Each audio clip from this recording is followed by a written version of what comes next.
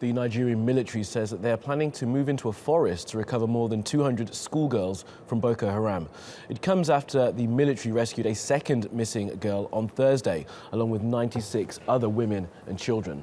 Now, Boko Haram captured hundreds of schoolgirls from Chibok in April 2014. And since then, the authorities have failed to rescue most of them. Now, Sambisa Forest is located in the northeastern Borno state. It's a known Boko Haram stronghold, and the government hopes it's where the militants might be keeping the rest of the girls. Well, for more on this, we can speak to Fidelis Mba, who's joining us now live on set. So, Fidelis, good news that some more of these girls have been rescued, but there's probably more to this than meets the eye, isn't there? Yeah, because before now, they've been kind of some sort of conspiracy theories across Nigeria, depending on which side of the divide, the person is speaking from.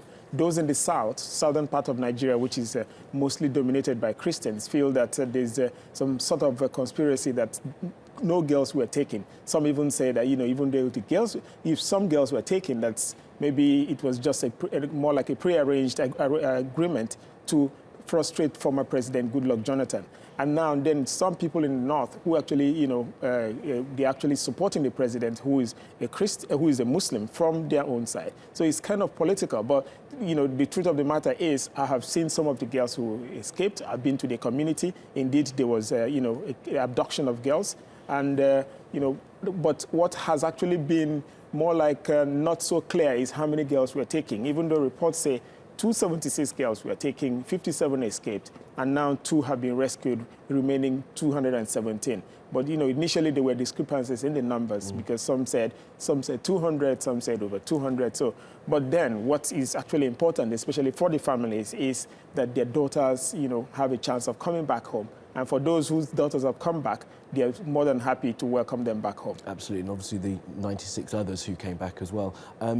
Now, this is all sort of tied in, as you mentioned, the politics there. This is tied in because it's a year now, and almost a year since Buhari came to office, and obviously he came in on a pledge to sort this out, to get those girls back. How successful do you think he's been at this point, and how would he be seen?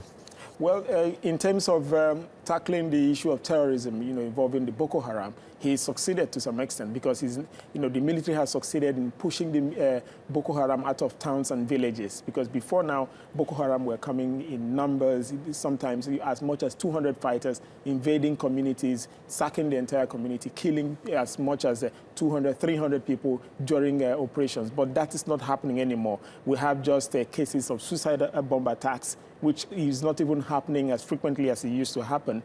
And then right now the military has been reinforced. Then getting support, they're also getting support from Niger, from Chad, from Cameroon. So that collaboration has actually helped in the fight against terrorism. But where he's actually more like still, people still feel he should do more is in the rescue of these girls. Because that was one of the one of the thrusts of his campaign. And with just 2 girls rescued out of 219, people feel that, much should be done to ensure that these girls actually come back home. Absolutely, there's so much more to do. Phil, let's have to leave it there, but thank you for joining us.